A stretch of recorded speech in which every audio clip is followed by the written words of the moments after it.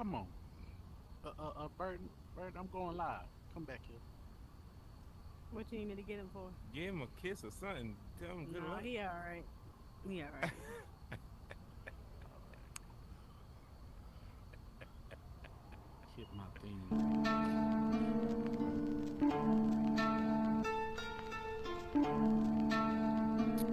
Okay, he on the shit.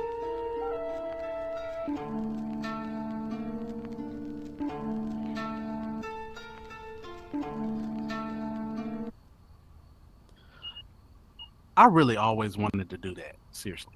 Um, y'all, welcome to Ask the Q, Speak the Truth. Um, I'm you're probably wondering why CJ sitting up here in Burton's seat and around in the open and Burton not here. Well, Burton is here. He in the back. Uh, I'm taking over. So it's more like welcome to Ask the Q, Speak the Truth. I'm your host, CJ Shotlow. As Burton would normally do, I would do his normal little spiel thing. So here's a question. Little How do y'all spill feel? thing. Oh, really? Okay, but anyway, how do y'all feel about the lady, the Texas Congresswoman, being locked up at the Capitol? Have y'all heard about that? Y'all haven't heard about that? So basically, um, the Texas Senate was doing a gerrymandering, and what happens is one of the congresswomen that were Democrats left. They all left, all but y'all, all of them. One came back, and they literally have her locked in at the Capitol and won't let her leave unless she sign a piece of paper. Seriously, no joke. I thought that was the most craziest thing that I've ever seen in my life. Now, something else. Are y'all ready for the Stellar Awards? Oh, oh Anybody Lord. here watch Stellar Awards? Nobody watched the Stellar Awards. I don't- how y'all ain't watching the Stellar Awards? It's god dog almost like BT. It's like the Black Grammys, man. Yeah. Oh my God. Everybody just looking at me like I'm crazy, but still, it's like the Black Grammys. If you get a Stellar Award, it's normally like, hey, we made it, mama. But anyway, Mom. that's normally what happened. Um, now I'm trying to still figure out something else to say, but I don't really want to say nothing. But today episode, let's just be honest. Today episode is like a special episode. The reason why it's special is because we started looking when we took on Burden of Proof and we took on Ask the Q Speak the Truth. We had been in this space more than I want to say tw- uh Three mm, years. 3 years or so. And Burden had been constant. So when I came into space, I remember when he started, which was crazy. But still, at the same time, he had been going and he constantly was going. Lo and behold, we chilling one day and we going through the episodes because Burden's a stickler at his playlist and how his stuff goes and everything else. Yes, he And is. we looked around and the man had about god dog more than a stack of episodes, like 90, 92. He's like at 92 with Lux Vision. That's a lot of episodes. He's like, oh, and not only to mention that, he's also had episodes with T Bot. So the man got more than 100 episodes, and that was like insane to think about when you've been on this space for this long that somebody actually make it like that to have that many episodes. How many people that we know that ever had that many just go over 100 and really just been constant? That means you really had to be constant. And so, I mean, what better way to celebrate his um if we was to total up the episodes, plus the ones he did with T-Bot, plus the ones that he did with Munchies, plus the episodes that he did before he filmed, today will be the 178th episode of Ask the Q, Speak the Truth. I'm totaled it up. That's how many episodes the man has. And in all those episodes, nobody has once interviewed Burton once. Hadn't really talked about who he is as a person, what he brings, what he does, and what better way to celebrate 170 episodes than to have the man, the myth, the legend himself, Mr. Burden of Proof. Come on now, Burden. I'm gonna play your theme music for you.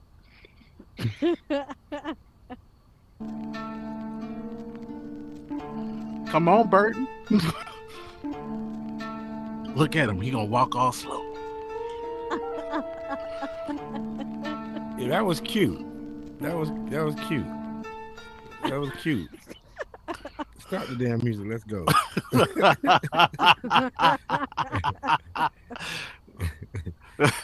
That was cute. What's happening? That was cute. That is look. That, I know that's different. When you actually just walking out of your own on stage for your own show. That's crazy. Yeah, it's different from the couch. It's different Yeah, from the different couch. from the couch. Yeah, it's way different. Yeah. So, Roberto, how you feeling, man? Even though you mad at me, I'm I understand that you nah, upset. yeah, that's an inside thing. He messed up my real life story things. Trying to call me. I don't know what you was calling me about. What was you calling me about? It don't matter no Oh, I more. was calling you about because I was gonna ask you what questions you wouldn't want to be asked, Oh but since man, you I didn't bet you answer was. that, It wasn't. everything It on don't the even table. matter. Everything is on the table. Speaking of I that, bet it is. Burden, what's your But real name? you might not like it. No, I'm playing. Oh Come Hey, no. look, hey, Burden, what's your real name? Speaking of that, yeah, that ain't happening. oh, you're not gonna tell nobody your real name, Burden. Why Ah, you? Why won't you give your real name out to boy, Oh the you my people? funny. God. That ain't happening. Okay, so you just not gonna give your real name out there? All Yo, you right. try to, hey, medical, you try to get me my real name. Boy, you tripping. Man, if you don't go to the I'm next tripping. question. We already know. Then We how already did your know. name come up to be Burden of Proof then? Because I know your no. Oh, actually, Coach B, how did your Oh, he how tripping. did This guy, he your doing the how very did most. how did how did Burden of Proof become Burden of Proof? Why you pick that name? Huh, this guy. Because, sir, now, Burden is actually my last name. That's actually my last name. So, with that, I was in the military in the Marine Corps as a 4421, which is a legal service specialist, more or less a glorified paralegal. It just made sense to me to Oh, have that type okay. of car name. I was working legal and things like that.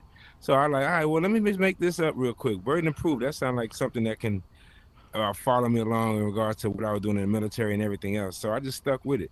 I ain't know it's gonna be the name. I ain't know what it's gonna be the name So you after was a this. I paralegal. That means you more kind or of less you could say go that, over yeah. documents and you could read between the lines. Power of attorneys, wills, taxes. I did all that stuff. Yeah. That's Oh, crazy. okay. That's hey, power to Put you, my people in jail, sisters. all that. Huh? Hey, look, my sister is a paralegal lawyer also. Okay. So she does that. So I got a lot of respect for you for that. That takes a whole Oh lot. man, definitely, definitely. So what I want to know, Burton, because you asked a lot of people this question. Oh shit. Tell us about burden of proof, the real burden of proof. How was burden of proof? How what? Tell us where you come from, burden of proof, and how your family is. Like, you got any siblings? You Oh, here we go. All right, so here we go. Let's give you a snapshot of this. So I have two brothers, an older brother and a younger brother. Single parent household. My mother, we were born. I was born in Paterson, New Jersey. Raised in New York, East Coast area. Uh, so my mother had three boys. My mother is like this fucking Marvel superhero to me. The way she's been able to live life and to change our perspectives of what we feel was important. She felt that it was necessary to leave uh, East Coast, New York, and went to Georgia, uh, and, and gave her kids a better life, so to speak. So yeah, shoot, graduated How, high okay. school. Go ahead, I'm listening. Oh Huh? no, I'm waiting because I was gonna ask you how did you grow up? You know, Oh, I was hell. I could tell you that to your face. I was hell. My you mom was couldn't hell. stand me. She used to put me out on the ledge when I used to yell and stuff. Like if you go like in the East Coast, like every, you can literally like go to the rooftop and like it's like gravel on the rooftop, like tar. You know what I'm talking about? Some of y'all know what I'm Hmm. talking about. Like tar rooftop. Yeah, Angel know. So you dig what I'm saying? That's not like the South. South don't have none. You got woods and grass and all that other stuff. But in the inner city, you got like apartments with like the top where you string out all your clothes, you put it on the line, the dry, and all this other stuff. And well, it's tar. So when I used to yell a lot, my mom used to put me out there, and I used to just wail away. She told me that. 'Cause, God, She dog. told me when I used to when she used to be pissed off at me and I was screaming all day, she used to take me out there and put me up on the tarp. And I sit there and yell all day and get black. That was what I was doing. It that worked. man, that man said he stood out there and got black. Lord have Yeah, mercy. man. I was hell. You was I was hell. hell on wheels. I was trying to figure out life. Yeah. How was high school? You know, going through high school because obviously you was hell. So elementary High school was was a trip. I was that dude that can that could rock with the cool kids, but had enough empathy for the not so cool kids the way I didn't make them feel like they was less than. That makes sense. yeah. You know what I'm saying? Like I was that guy. I was that guy. I was able to mingle between both and try to give both perspectives on each side. I try to get the cool kids to understand, like, yo, they don't know no better. You know what I'm saying? Then I try to get the not so cool kids to understand, like, yo, certain rules of the game. This is how it go. So I mean, I mingled between both. So was it a culture shock going from New Jersey to Georgia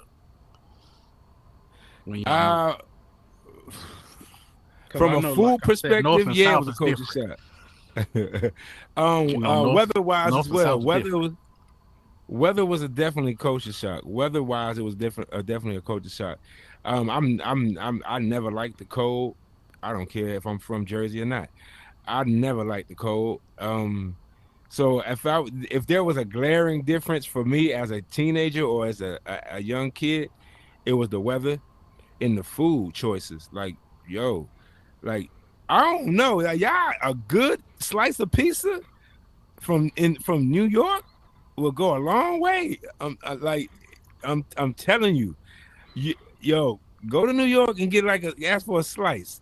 I remember the first time I tried, yo, I almost got cussed out when I was in Georgia asking for a slice of pizza. They looked at me like I was speaking French. They don't sell slices. Well, a lot of areas didn't sell slices in the South.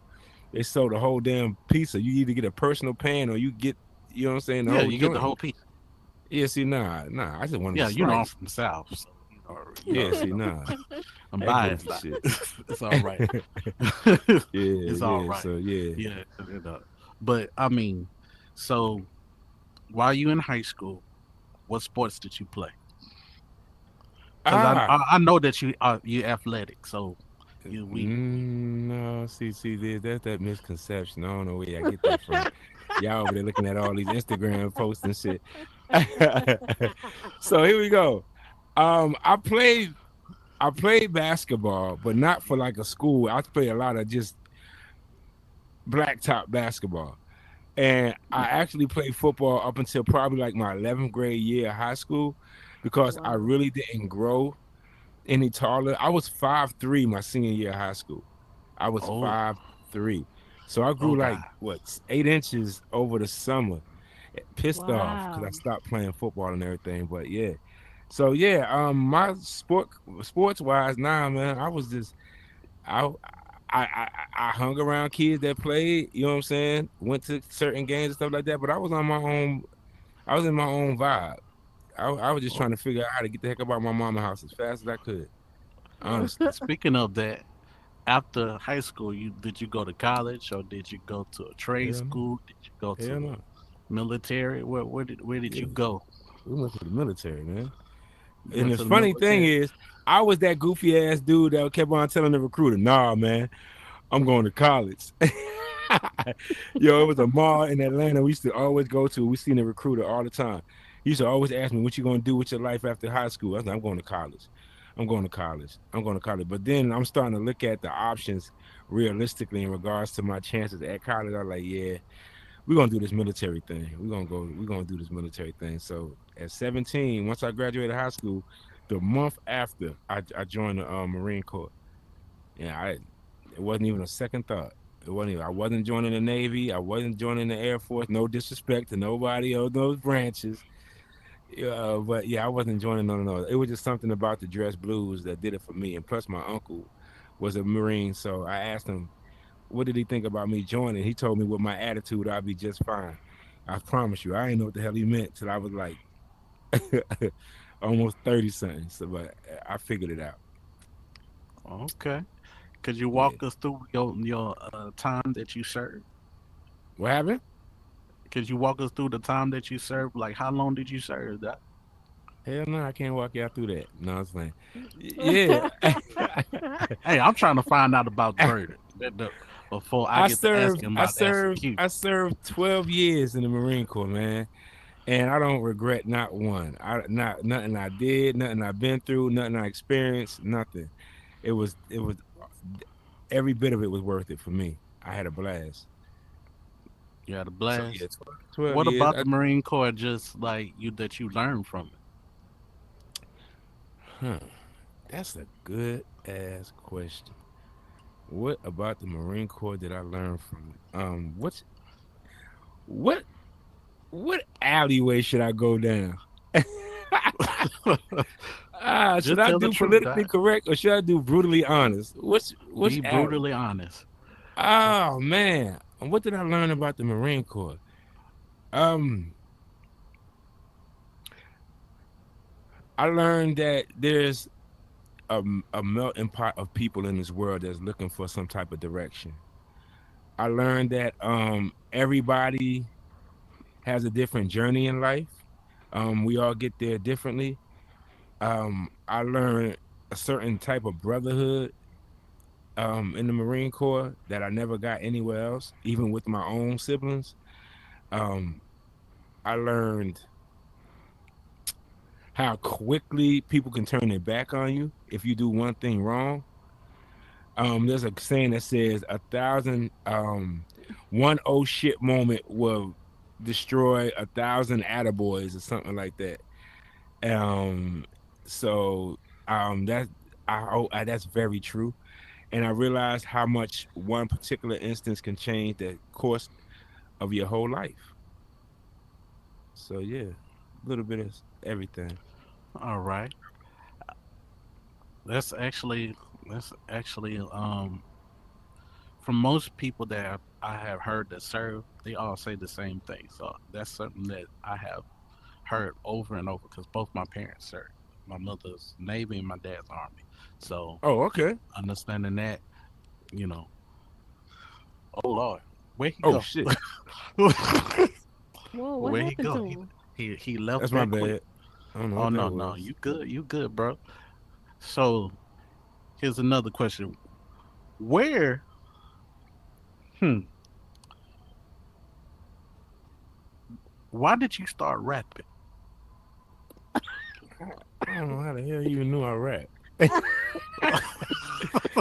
Boy, you see how you just threw that question in there? Damn. He ain't even work up to it or nothing. He just when you start rapping, we went from When Marine was Corps wait, to wait, rap. no, because What? I mean the thing is, doing that part, when did you start rapping? Because Yeah, did you okay. start rapping before you went to the Man, core, or did it happen after? yes, sir. I started rapping when I joined the Marine Corps. Actually, yeah, I was actually I always wrote poetry and things like that. My poetry had to rhyme for whatever damn reason. I don't know why. It just had to rhyme for it to make sense to me. A lot of things that I did in regards to poetry just rhymed all of a sudden. But yeah, so poetry was a big deal. Rap wise, I had a civilian guy that I work with in the Navy Yard in DC. And then he was big on music, and he told me like, "Yo, here, write to this beat." And I wrote to that beat, and then it was just something about it just intrigued me. And I was like, "Oh, we can do this. All right, let's figure this out." So that's how rap came to So be. how long? So how long was your rap career?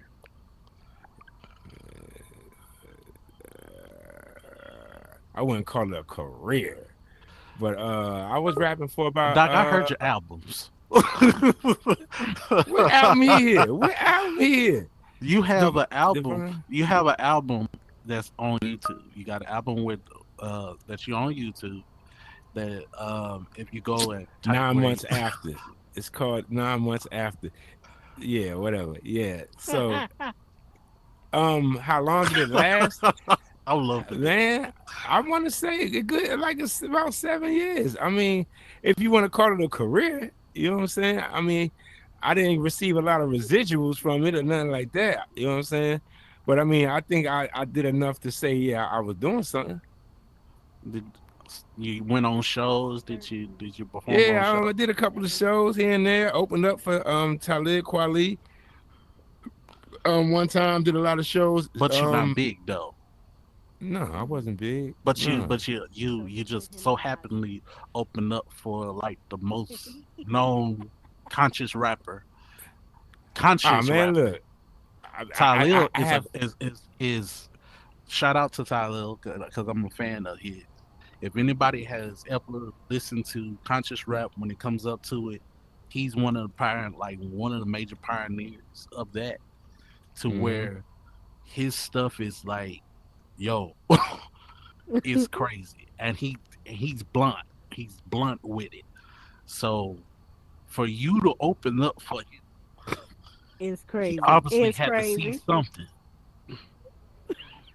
I mean, Matter yeah, of fact, how did it feel when you Nah, so opened you up? know how like you know somebody that knows somebody, you know what I'm saying, and then you got this event popping off, and then they trying to you get people to open up, you know what I'm saying, and yo, we just knew the right people, you know what I'm saying, and then Knew they the let a right couple of people, us dog. open, and I wasn't giving up a chance to open up for Talib Kweli. You out your mind.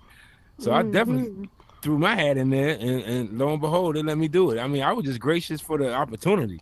I didn't give a damn. I was like, "Yo, we finna do what? Well, let's go. I'm down." Nervous as hell, but we got through it. So Boy, you ever hold up, huh? what other talents do people know that people don't know about Mr. Burton of Proof that Mr. Burton of Proof hides from a lot of people? I don't think it's. Because I I know would. that I know that you rap, you do a lot of spoken word because spoken words is something that you love. I know that I don't think a lot of people know that you do a lot of things with kids. You really are very much in your community. Yeah, I mean, if that's my special talent, we're gonna call it that. I mean, I have a strong passion for children, man. Um, Coming from an inner city and understanding life and how it works and how these systems are geared to ensure some of us don't make it, and then to look at kids that don't have an option, the least you can do is everything that you can as an adult to at least allow the opportunity. You understand what I'm saying? Like it's so Hmm. many things in this world that are keeping us from attaining our rightful amount of success. You know what I'm saying? And we have to claw, and fight. Like it's, and I watch how these kids are treated sometimes, and I'm like, yo, I can't sit and just do that. Coming from what I come from and knowing what I know, I'm not the most religious person in the world or anything like that, but I definitely believe that there's a higher being out, a higher being controlling things. Um, and like, yo, take if anything, you got to take care of these kids. They are definitely the pillars of this community, and they up next. And if we don't do what's right by them, then we cooked. We cooked. Do y'all understand that? Yeah. Like Yeah, Yeah. we are fucking we literally cooked. cook. Like honestly, if we don't pour into these kids and we allow AI and this CHP, GPT, whatever that is to raise these kids, we cooked. Because all the advice and all the information that they're seeking is going to come from a computer. Bro, that's wild to me. That's wild. I ain't really want to jump off on this tangent like that so fast, but No, go ahead. Go ahead. that Speak your truth, sir. that's scary to me. You're not even using your own intellect. You mean to tell me I might be on somebody's operating bed and they might have to say, "Hold up, let me go to check the computer to make sure I'm doing this accurately." Whoa, Oh my God. your own intellect and what you've learned along the way isn't telling you this is the right thing for you to do to me? No, we got to dig a little. We got to think a little bit deeper on how we view these things, man. Yeah, technology is phenomenal and all that other stuff, but sometimes we gotta we gotta put up the stop sign. Like, hold up, understand what we doing here. But yeah, my bad. Oh no, no, you good, bro. So, with your pursuits with the kids, Yes, sir. how long have you been Coach B? Honestly, I feel like I was always been Coach B, just by in regards to like what I did as a kid and things like that. I don't know. I just always made sure people were straight, and I never wanted to see people get picked on and things like that because I know what that felt like. I was one of those kids that got picked on and things like that.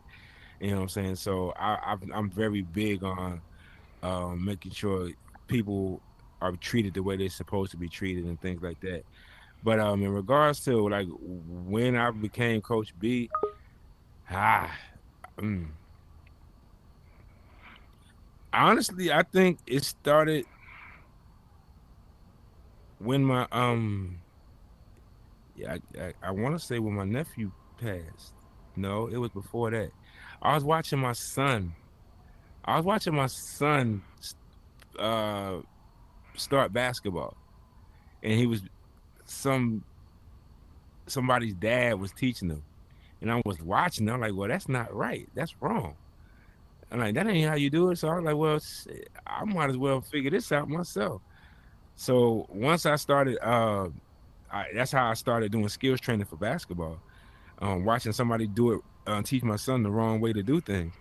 So I gained a niche for it, and yeah, I mean the rest is More than history. an inch.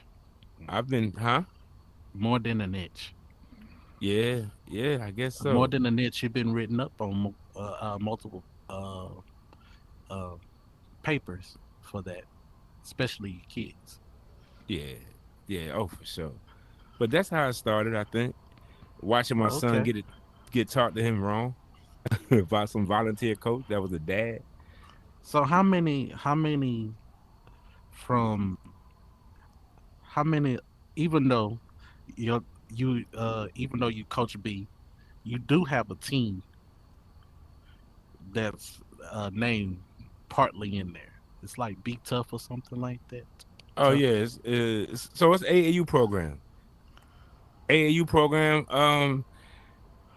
Basically it's like a grassroots AAU basketball program. Was established 7 years ago. Funny thing Hmm. is, I just relocated back to California. I think Yeah. I'm about starting it back up again, but we'll see how that goes. But yeah, AAU program was that's called Just Be Tough. We have like what 8 to 11. We had 8 to 11 teams, And yeah, I mean, we was doing our thing out here, beating everybody ass out here. Don't let them tell you different. But no, How many definitely. of So, them have, from doing that? How many of them have reached college because of that? one, two, three, two. At this point, it's too many to count. I couldn't give you an accurate number. Over 20, I know that. Definitely over 20. So yeah, whether it's JUCO, you know what I'm saying, 4 year, major university, not so much major university. Yeah, they're definitely getting offers, and that's all we can ask for. Do they still be calling you Coach B? Do they call you and tell you Well, how? that's the dope thing about all of this that we do. If you're good at what you do, honestly, if you're good at it, I think this is for anything. If you're good at something, the the community is small in regards to the who's who and people like that. You know what I'm saying? Like even in here, if you know what I'm saying, a lot of people are very good at being creators and doing building and things like that. When you really know, when you the hitters of the builders around here, it's like a who's who, and it's real small. That community is like real small. Like it's no differently than out here in the real world and things like that. If you're good at something, the community is real small. So I forgot which damn question you just asked me. What the hell you just asked me? I ask you, do they still call you? Oh yeah, so I was about to say like the community is small, so these kids see you all the time and things like that, especially around here. So I mean, when you see them off in the streets and things like that, I mean, if you were good at what you do, they don't mind sharing that love and things like that. Like I mean, yo, and I'm telling you, watch how you treat these kids, cause some of these kids might be at the restaurant you trying to order food from, and if they ain't like your ass, you might not, you might get something extra in your food. That's So I'm not no telling you, lie. man. So nah, a lot of these kids still reach back, touch base with me. A lot of their parents want me to come back. You know how like in high school you got the senior night and things like that. They would call me up and ask me could I be a part of this senior night and things like that. So yeah, it's still love. Still love. So, do you got any kids, Burton? I have a child. I have a 20-year-old son. Yes, I do. Yes, sir. Drive me crazy. Even now. Hmm. Even now, your Even son now. play basketball too. He played basketball. Yes, he did. I was actually the JV coach for the school he went to. So Oh, yeah, okay. I didn't coach him though at school though. I watched him though. Oh, Drive me you watched him crazy. though. Yeah, I watched him. That's my late So, bloomer. so what would be the best? What would be the best if you was to look over your life? What would be the best moment you could think of?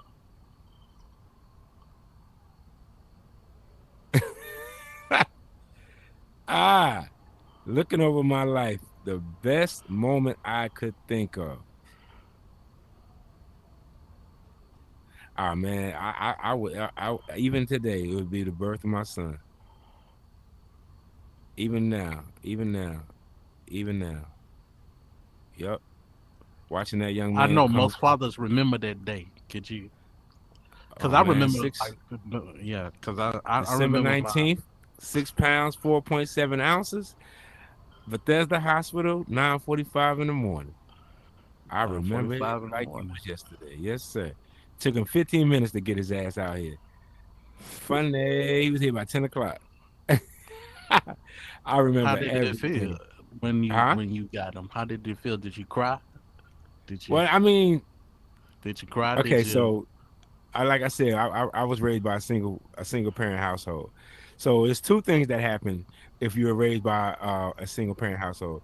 You either burn to become a parent or you see it as being normal to be without. I burned. I told myself, yo, I can't wait to be a dad. So yeah, yo, I read so many books. I was the pack and play CD player guy. I was the one that read, okay, if you play Mozart, your kid might be smarter. I was the one that said, okay, we're not giving him a pacifier because if you give him a pacifier, he might get an addictive personality. Like I was that guy. Like I was Oh, that guy.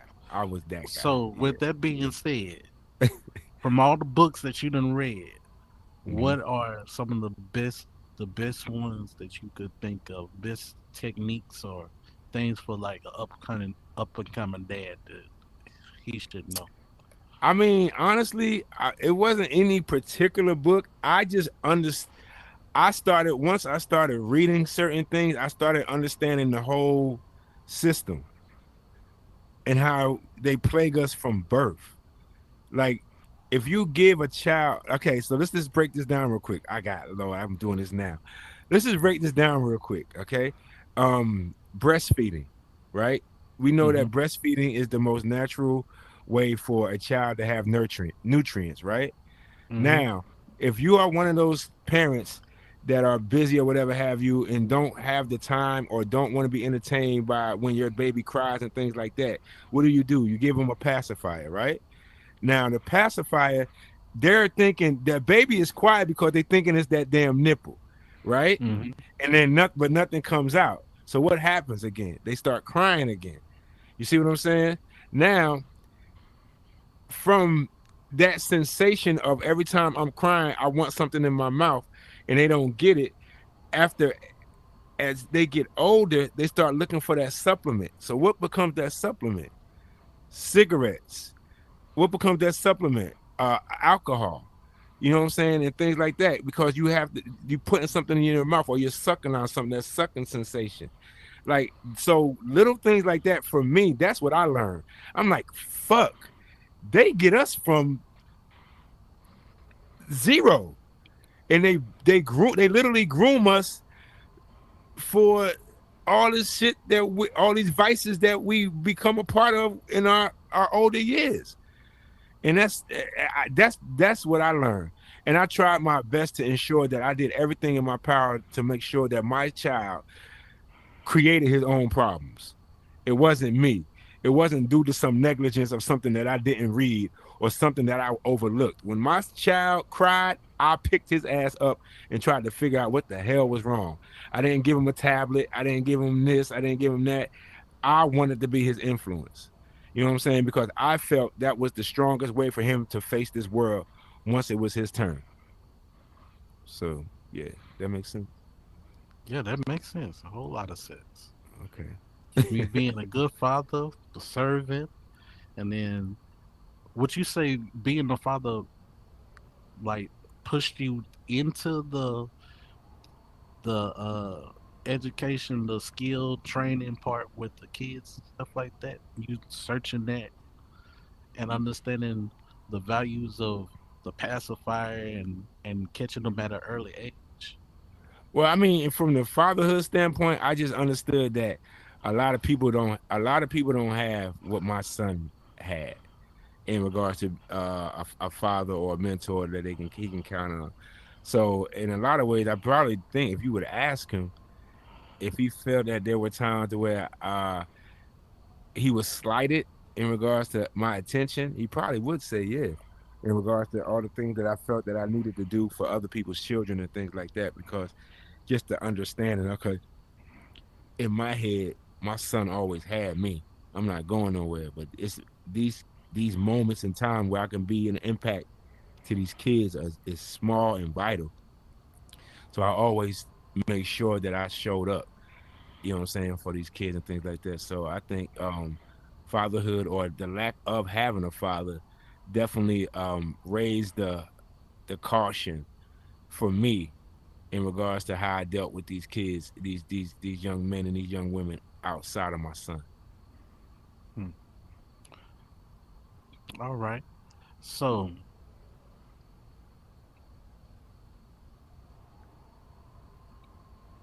there was a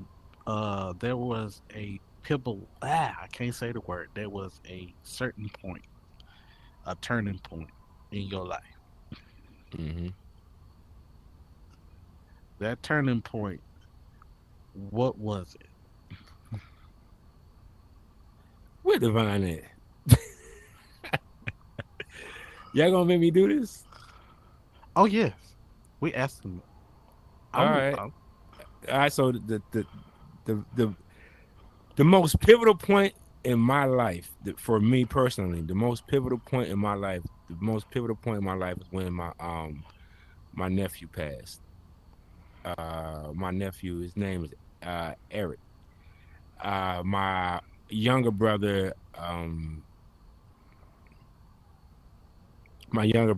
abused him to the point his body gave out.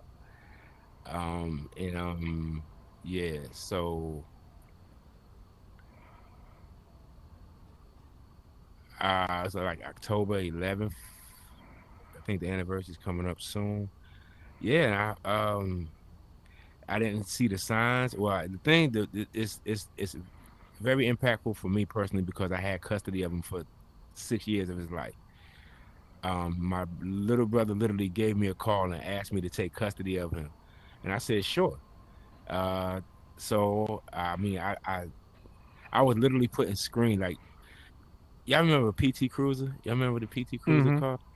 Don't Yeah, sleep on the PT Cruiser because when it first came out, it was on demand, right? So we're not for gonna sleep real. on the You PT ain't Cruiser. lying. You ain't lying now. Like the PT Cruiser was on demand. Like it was like they couldn't hold on to PT Cruisers. That's how bad it. And I was a Dick Tracy fan. For all those old heads, I like Dick Tracy. He got the Oh car yeah, here. yeah, That yeah. was I me. already All know right, what so you're that was talking me. about. So yeah, I was a fan of the Dick Tracy car and things like that. So I was literally putting screens in my headrest. And my little brother called me and asked me to take custody of him. I literally took the screens back and got the $1,300 back, and I furnished the next room that I had in my apartment for my nephew. I remember it like it was yesterday. I literally I remember going down to Georgia, getting him out of a hotel room that was filled with cigarette smoke. His eyes was puffy as all hell, and I took him up out of there, and we left. And yeah, I had him for 6 years. So that's why it was so impactful for me. I didn't pay attention to any signs of anything that was happening. One of the last conversations I had with him was arguing with him, telling him to listen to his dad. Um, there's a lot of things that about that situation that's still unsettling for me. That still hit me a little bit. But in regards to pivotal moments in life, that I think that particular moment was it for me. Like me and my son were literally driving up. We were driving up to the house, and I heard my little brother was on the phone telling me that Eric was hurt. I sounded like, what do you mean Eric is hurt? Like, what's wrong with him? You know what I'm saying? He couldn't say nothing. He said, Eric, is something wrong with Eric, something wrong with Eric. And I literally heard the doctor talking to my mother in the background and told him that my nephew, he wasn't breathing anymore. And I can't freak out because my son is in the car. Hmm. So I'm trying to maintain my composure. And I at the legally I was the only one that still had legal custody of him. So I Hmm. literally had to I in a matter of 2 days I was back in Georgia. Um at that time my little brother was incarcerated. Um and that's just how to give you our understanding how God works and how he gives you favor over certain situations and things like that. The community where my nephew passed at raised over $10,000 for his funeral. Even though I had an insurance policy on him, I didn't have to spend any of that money. Um, I flew down to the morgue in Georgia, and the lady that opened the door literally said I was waiting for someone of better representation to come in here for this young man. And I told her, yeah, that's me. I'm here, and I'm gonna be here until it's time to leave. And I went everywhere. I went to his school. I went to pizza parlors. I did all these little things, and it was just God telling me like, look, you put in 6 years into this guy's life. You're the only one that I trust to do this. I picked his headstone. I picked every word, every letter to it. His mother wasn't even there. At his funeral, his dad or his mom wasn't there. She had warrants out for her arrest, so she was incarcerated. And my little brother was being questioned. So yeah, if there was any moment that changed the trajectory of my life, it would definitely be that. Cause then I feel like I had somewhat to blame as well in regards to giving them back and things like that. If I didn't give them back, would that have even happened and stuff like that? So yeah, we deal with it. You deal with it. Yeah. Um, did it take a little while? Did you go through therapy, Say or again. did you go through therapy? How did you cope? How did you make it Uh, out? see, I mean, you would think you would go through therapy, but I mean, You made it out. black folks don't go through therapy. Black folks don't go No, through I therapy. mean, not, I don't say that lightly, or I don't say that to crack jokes or anything like that. But like, honestly, like for me, like therapy, like it Mm. just wasn't one of those things that like, nah. It wasn't even something that I even thought of that I needed for that situation. As traumatic as it was, not one time did I think, "Oh, I need to go to therapy to get to figure this out." Nah, everything that I went through, everything that I went through, every feeling, every emotion, I went through on my own by myself. Every day, every day. And I actually, Take a day at a time. I well, you have two options, man. You and this is like when people say everything happens for a reason. It's almost like you have to believe that to a default, because if you don't believe that, then you you drive yourself insane thinking about what happened. Or if you understand or you have the mindset that everything happens for a reason, you try to find reasoning within the situation and you create different circumstances to allow you to better deal with it. And that's what I did. So that's why with the AAU program and stuff like that, that's why I created Just Be Tough. So I can always have a memory of my nephew and the reason why I pushed and created the program. So yeah. Wow. All right. Yeah, So, you did. yeah, I know. All right, y'all. We're about to go to a commercial break.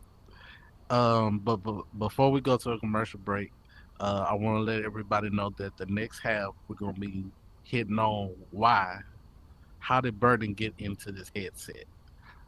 What made him come up with Ask the Q, Speak the Truth? What's his plans? And what we can look forward to. So I guess y'all He ain't that about to bad. go He think commercial he doing break. something over here. Don't he think he doing something? Okay. We are You hit your commercial. music. Good job, Oh, CJ. going commercial. Not, I be trying not to holler, I swear. Good job, CJ. Boy, that thing flew, ain't it? His ass. For real, for real. Why can't I get up? Can I get off of this damn thing? Hi, Yeah. Angel. Hey, what's up? This your boy Teray, CJ Shotlow. it's your boy Westside, and you chilling with the Breaking Bread podcast. Hey, tune in and check us out every Saturday for some good talk. You already know. Good The conversation. realest talks. You hear me? Yeah, tune in. Breaking bread. Are you looking to take your online presence to the next level? At Luxe Vision Studios, we're your one-stop shop for building a strong digital brand and connecting with your target audience. We produce high-quality shows in a variety of formats, including podcasts, talk shows, gaming content, and motivational videos. Our team of experts will manage your social media channels and branding, helping you amplify your story and reach a wider audience. We stream content across popular social media platforms and Roku, ensuring maximum visibility. Whether you're a gamer, entrepreneur, or looking to inspire others, we have the expertise to help you achieve your online goals. Here's what sets us apart: engaging content. We produce a variety of shows to keep your audience interested and coming back for more. Social media and branding mastery. We'll manage your online presence and build a strong brand that resonates with your target audience. Multi-platform reach. We stream your content across popular platforms and Roku, maximizing your visibility. Community focused. We believe in fostering a community around your content, creating a loyal following. Let Luxe Vision Studios help you connect with your community and amplify your voice online. Awesome. God bless everybody. I'm so glad, amen, that everything is finding you well, and I pray it's finding you well.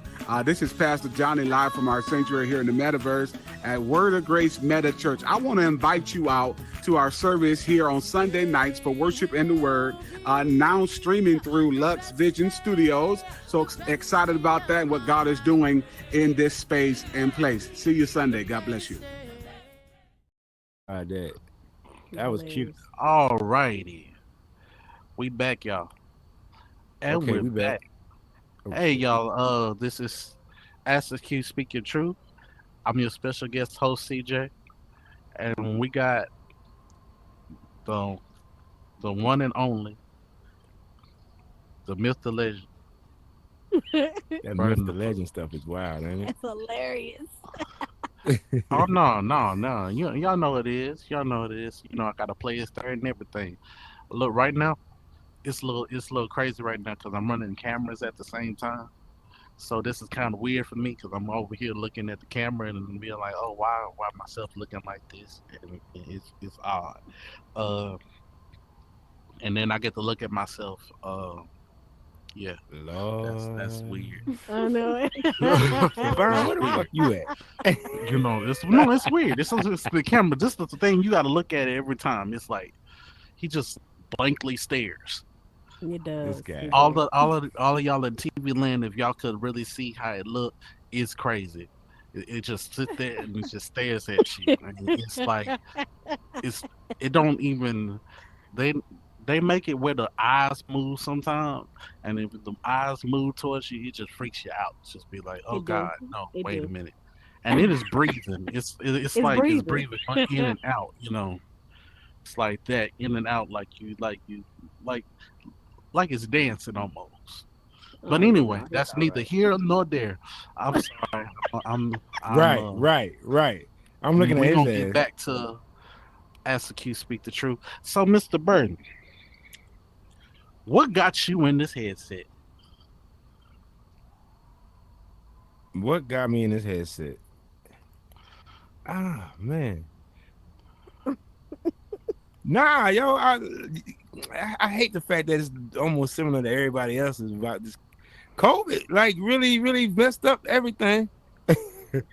And I would say not being able to go anywhere, and like I had an Oculus before, but it was the one that had just the roller coaster games on it or something like that. You know what I'm talking about? Yeah. That one, remember that one? They just had the roller coaster joint. So I was a little bit apprehensive, like I don't think I'm gonna mess with this again because it's strictly roller coasters. But then I was like, so I started seeing all the rave reviews and everybody just it was selling out. Best Buy couldn't keep them, so I was like, okay, well let me check this out. So that's when I jumped. That's why I grabbed one, and started getting familiar with the game and stuff like that. So yeah, I would say COVID and the lack of being able to interact with people was really the reason why I grabbed one. So the original avatar, with your original avatar, what's different with the new avatar that you got that you changed from the original avatar? Why did you get rid of the beard? What did you ask me? Why I did what? Got rid of the beard. The what? The beard. Did I get rid of the beard? Did I? Yes, you had a whole beard. Yo, that was wild, wasn't it? No, let's back up. You had a beard with hair. First of all, let me see something. All right, so check this out. You see how this is trend and stuff like that? Yeah, because it wasn't trend back then. No, It wasn't trend back then. And I wanted to show them because I had a beard. You know what I'm saying? Like, yo, I got a beard. For real. So I wanted to be as close to my real life person as possible. But the beard that they were having when we first jumped in here, they didn't have the altering you know what I'm saying, schemes and things like that, where you can make it thin, thick, 5 o'clock shadow, none of that. It was just here, you got a beard, poof, Santa Claus. You know what I'm saying? So I had to work with what I could get. Oh, you have to work with what you got. So when you Dude, came Tony, to Horizon, clown. what was your first experience in Horizon? What made you know that Horizon you was gonna be in here? What was my? Oh man, what was my? Say that. What was my what? What was your first day in the Horizon? The first, because normally when people come in Horizon the first time, they remember that first time because that week blows their mind. Well, see, at first it was what we was rocking. We was in venues, right? It was venues. It was like a little spot everybody was going to. What? 2 Chainz had his little music Yeah. video he was playing. I think I've seen that 900 times. Snoop, I think he had one. Snoop had one, if So I'm not you wasn't mistaken. beta. So you wasn't beta. So what happens is you you started at the venues and then they popped the portal to go to Horizon.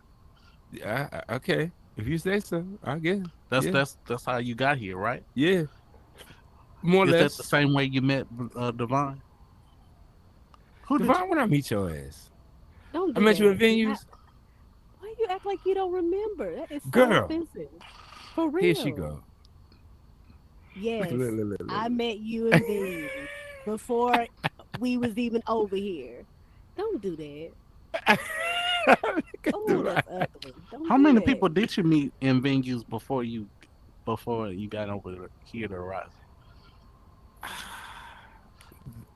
Because I don't think a lot of people Quite a few. understand the importance of that. Uh, before you was able to come to Horizon, there was venues. That's normally where most of the people were able to meet. You had venues, and then you had also all space, and then you had the place with the TV. What was that place with they had the little TV heads? Yeah, you got me. Yeah, yeah. It was a place with a TV heads where they most Multiverse, people multiverse. multiverse. Yeah, people met in multiverse. So most of people that came in before 23, that's how they came in and they met most of their folks. So Mm. that's how social um the social what we call social VR comes into play because that really wasn't big. They really didn't advertise for sociability. Mm-mm. So anyway, that's how it goes. So how many people did you meet in venues to come over here? Yeah, how did that even work? Like, I can see. I don't even recall the differentiation between venues and Horizon World. I think it was just one Can't big believe that. mesh, and Mm-mm. somehow, what venues was it? Was there a door to get into It, Horizon or something like that? so at first, it was just venues, and then they added the door. I think it was like because I came in You got to like step over by the camera. my Thank you. bad, said tripping. Um, Always said so trip. at first they had venues and all of the events, and that was it. And then they opened up the portal to Meta Horizon Worlds, but you would go through the portal, they make you play a whole bunch of games, and then you could go into Meta Horizon from there. But it Yeah, wasn't a door or an app at the time. Then venues and Meta Horizon split, but that was like beginning of 22. yeah, something like that. That man said something like that. Yeah, I mean, I rarely remember how the intertwining between venues and Horizon World actually happened.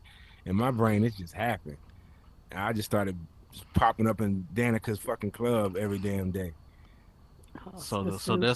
that's like one of your first hit spots was Danica's place, Oh, uh, Danica's club, hell Club yeah. Vivid. Yo, what's that Doja Cat song they used to play in his club all the time?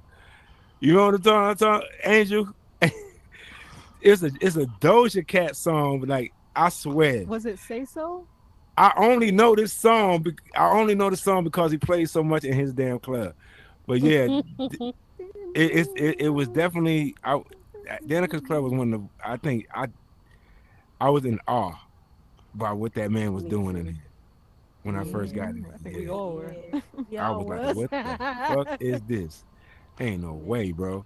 No I said, we way. doing Yeah. it's a club in here and we can sit here and talk. Man, it got to the point where I was running home from work. Like, yo, I'm about to For chill with real. my folks. Fuck all y'all out Yeah. here. Like, we really out here. Yeah. Yo, it was crazy. I was running home to jump on this damn Oculus and Yep. telling people I wasn't even eating dinner sometimes. I was just cranking on this thing. Like I'm Matter telling of you, it fact, was could like you that. could you describe how it was at that time?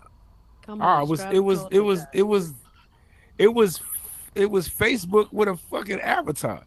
Like Yeah. and you can get close to everybody. It was something new. Everybody was engaged. Everybody was trying to figure it out.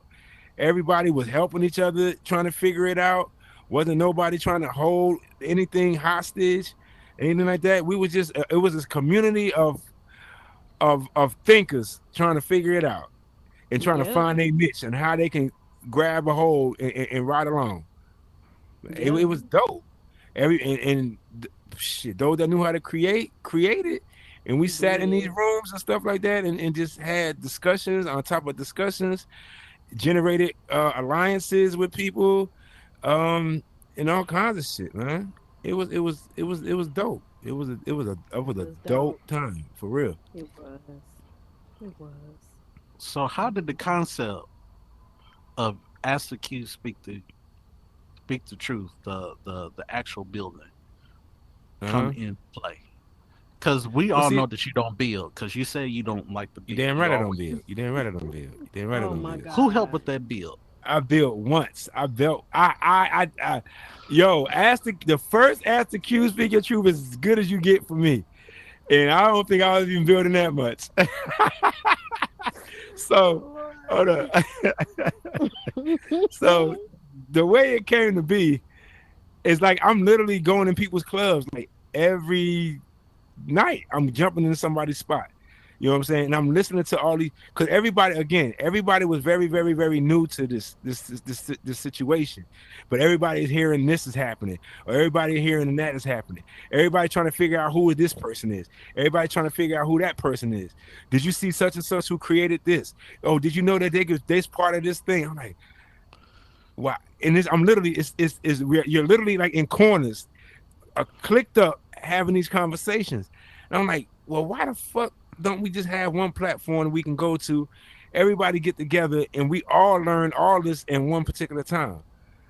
So that was my idea. I had a blueprint of how I wanted to make it look. I don't know if y'all seen Love Jones. For those who have, Love Jones is one of my favorite movies. You know what I'm saying? You know the setting of the poetry nights and things that they had. That's what I wanted. I wanted a nice intimate setting to where everybody can have conversation and everybody be treated, you know what I'm saying, as adults. You know what I'm saying? And I think we damn it, we hit the mark. Huh, Angel? So who helped build Ask the Q Speak the Angel, Truth, man. the original? Huh? That young lady right there. She did everything. Yo, Do you remember when you did it? hell yeah, huh? Do you remember when you did it? The day, like the date. You I remember don't the remember date that. of the first Ask the Q Speak the Truth? What?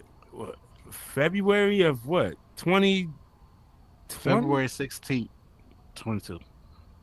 2022. February 16th, 2022. Yeah, My God. something like that. Yeah, something like that. February, 2022, huh? Yeah, Since you made the I first remember. post, you made your first post about it on the 11th. Yeah, 2022 was when we started this thing. Yep. But And it was the dopest build in the world for you me. try to do the spoken word. You try to do a spoken word on a Friday. Yeah, and we try to do we tried. I try to do so many things. I try to do so many things to link this community together, man. But yeah, too many alphas.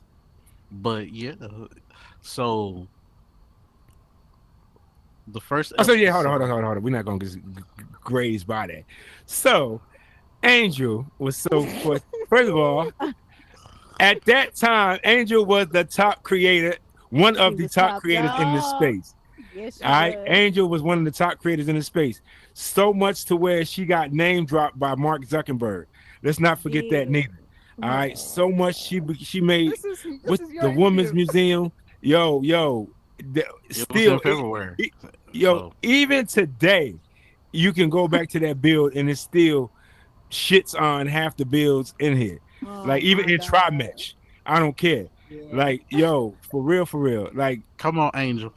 Angel, Come on. Angel had something before everybody had anything up in here. Like, and the way she did things was just second to none. I was like, well, shit, I need her to help me build this build. Put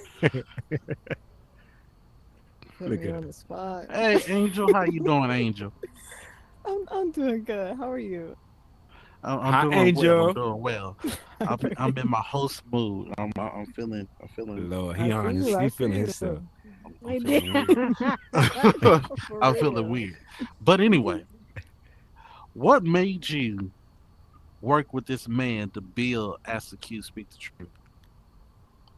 Well, Vernon came up to me and he just had that energy and that vibe of like, listen, I'm trying to do something for the community. Once I heard the C word, I was just like, all right, you got me. You got me hooked there. I'm always for, bringing people together. I've always been, slightly an ambivert. So, it takes me a minute to get close to people in order to be around a lot of people. And I have to have that great rapport. And Burden laid that right out on a platter for me. I was just like, yo, you're dope. I like this. I have this vision. I want you to do this and da da da. Da. And like you said, he had the blueprint out, and I just followed the assignment and did what he asked for. When I first came into the world, he had 4 walls up, a floor, and a curtain door made out of text, and he was just like, "That's all I got. You just go ahead and finish the rest." And I was just like, "Oh, okay, all right." Word, Yeah, word. we had plenty of great moments and builds. We're not going to talk about that one moment. We're not going to talk about that Saturday. We're not going to talk about that. But we had Yo, some Angel, really yo. amazing moments. I love it. Yeah. Actually, to think about it, weren't you on the first episode too? I was. Yep. I was the very first guest on the show. She sure was. What did you talk about? Angel, hey, huh? Go ahead. What did you talk That was about, 3 Angel? years ago. Man, You Oh. don't remember?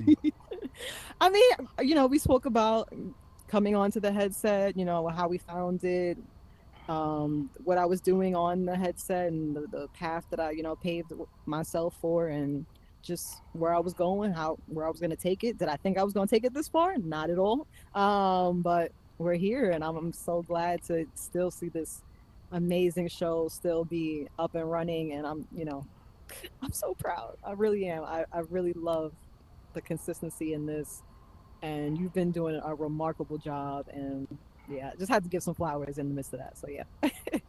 I appreciate it, We man. really appreciate it.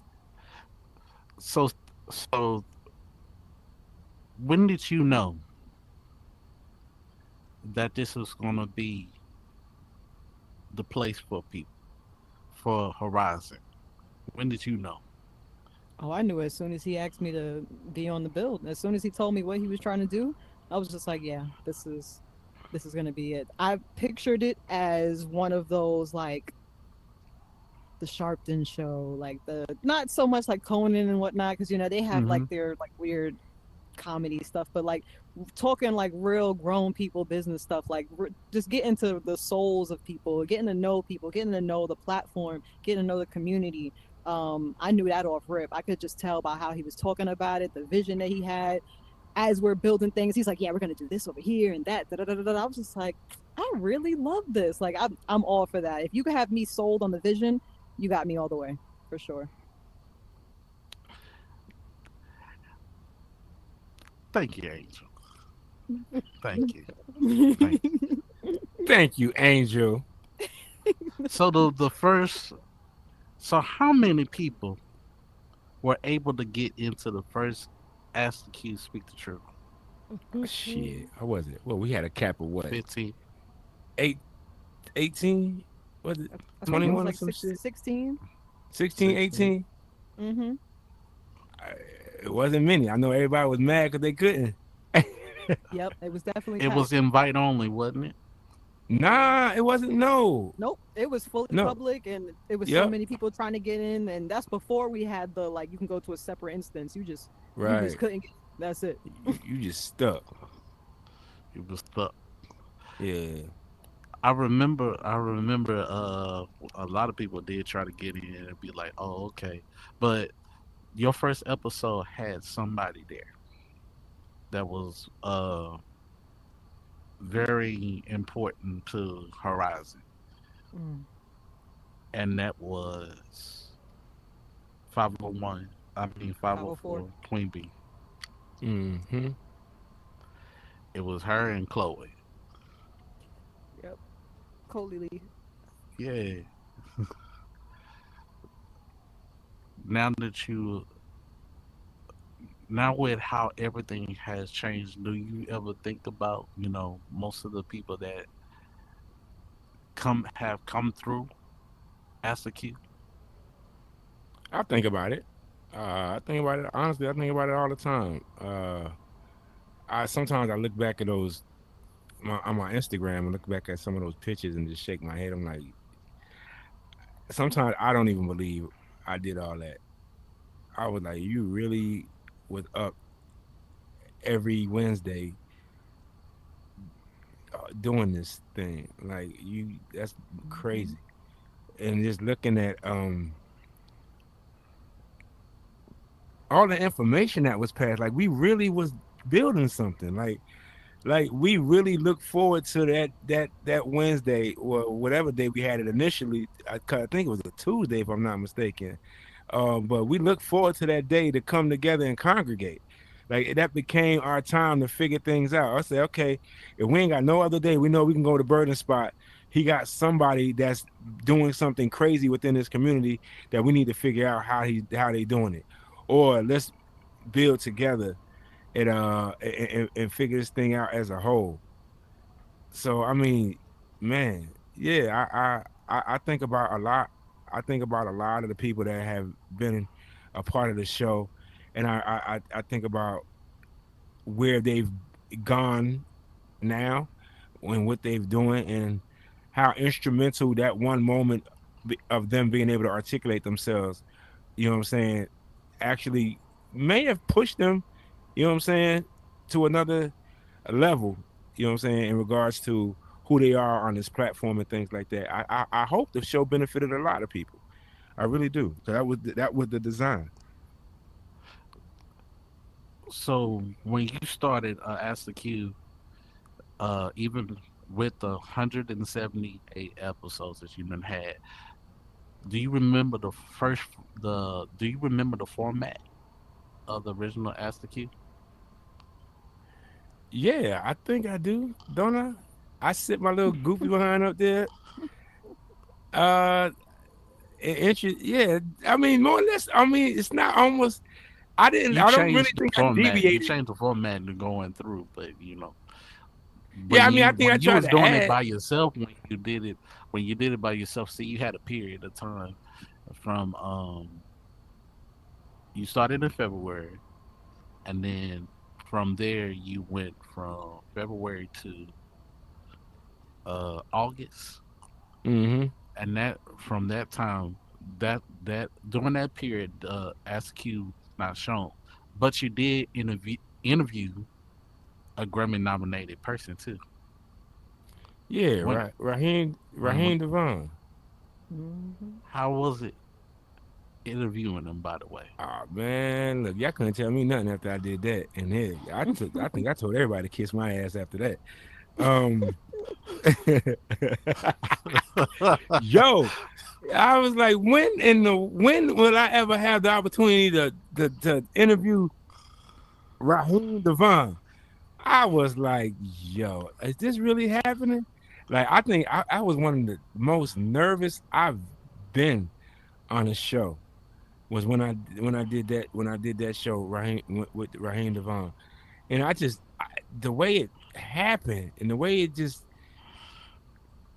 it was a dope show. It was a dope show. Don't ask me how I got these inside connects with these people, or why they felt I the know how need, you got it. I or know how the you got why they felt that this show was something of importance to where they wanted to be on it. It was just a vibe that we created, man, and it just moved. Yeah, but that was one of my favorite shows as well. That with Raheem Devon, because that really showed me personally, especially after the feedback he gave me, like, yo, I really enjoyed myself and things like that. So for him to, you're saying, give me those type of accolades, and I don't have no type of background in being a podcast or show host or anything like that.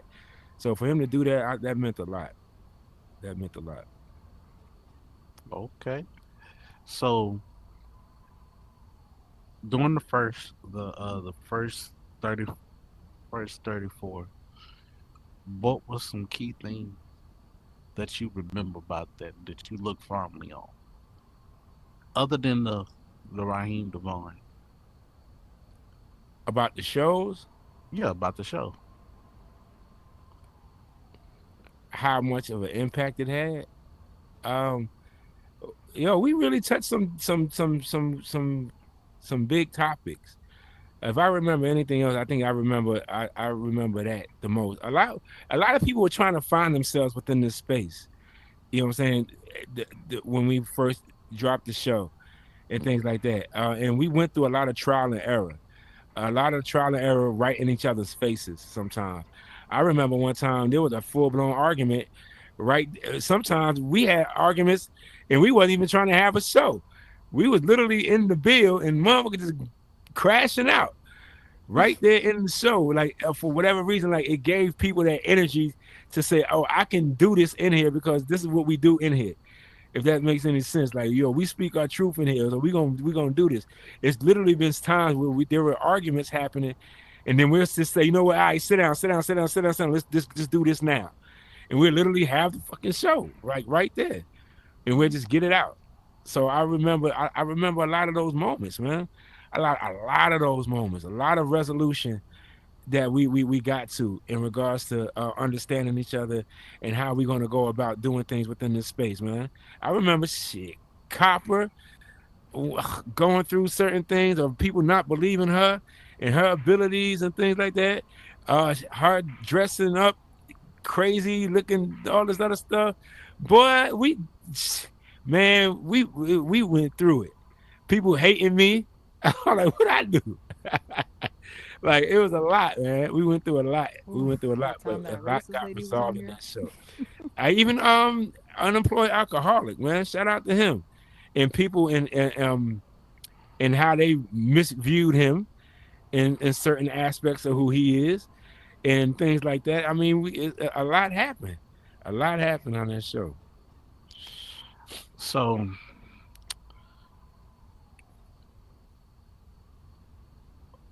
T Bot. I gotta bring Uh-huh. I gotta bring him up. My Um, guy, MF Son.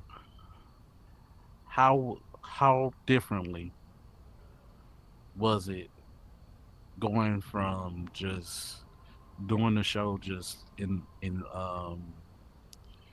by yourself, just doing the marketing and stuff like that by yourself, and then going to T-Bot to where, because I believe when you started your show, it was the first time that people were streaming, and only that person could stream versus because you had other people rotate, like Dollar Breezy, um, So Media, um, Mm-hmm. and Who else was doing that at the time? Um, no, uh, yeah, them two basically. And Hardy did do, but he only did it at his spot. Right. But how did it feel going from there to going to to a network to becoming an actual show? Uh, it changed a little bit. Um, I didn't have to do as much. All I had to do was at that point. All I had to do was show up. I think me and MF Sun had a real good rapport with each other in regards to trying to the guest that we were going to go have on. He was real instrumental, you know what I'm saying, in making picking the guest and things like that. So I didn't really have to worry about that. At that point, once MF Sun started doing his thing, all I had to do was just the research on the person that we're going to be interviewing, and that was it. When I had MF Sun, when we with him, I try to follow that what was that Def Comedy Jam format, if you will, so to speak. Hmm. I was Martin, he was like Russell Simmons type thing, and I try to follow Martin's way of how he hosted his show, how he came out, you know what I'm saying, spoke on current events and things like that, and then he'll start going into the show, and at the end he'll bring up Russell Simmons and things like that. So yeah, I mean, I think for the show's purpose, it made things a lot easier. For me, I didn't have to do a lot of the legwork in regards to trying to figure out who I wanted to have on the show, or and things like that. But I mean, it from that aspect and just being able to stream it made things like allowing other people to view it outside of the people that would in the audience. I think that was dope as well. You know what I'm saying? Because at the time I didn't have that. If you was there, you was there. If you wasn't, you missed it. I mean, we had our camera and we did our little reels and stuff like that, little 30-second reel, and we put them on Instagram. But other than that, if you wasn't there, you wasn't there. So yeah. But yeah, I mean, yeah, me and MF Son, we had a hell of a run. A hell of a run. Hell of a run. That was 40 episodes. 40, no, it was 51. 51 episodes with Mm, T-Bot because he went from Munchies to T-Bot. right. So during that time, what was some of your favorite episodes that you could think of? Oh man, it's been so damn many. I can't even remember all these damn episodes. Do I have? You done had Uh, a lot of episodes. I I would know have that to one was look. Ruth. I know that's the one. Say that again. I know that one was Ruth because that was your most viewed Oof. one. I wouldn't call it that. I wouldn't say. you Woo! um.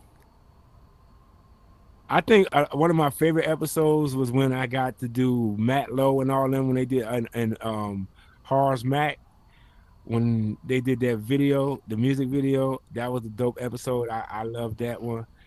Um, Papa Hoppers was cool. When he came through, I actually enjoyed Matthias um, and Solaris and all them when they came up and did the show. Even though it was so much controversy behind a lot of these people and whether or not they were stealing ideas from um, VR chat and bringing them over here and all that other stuff.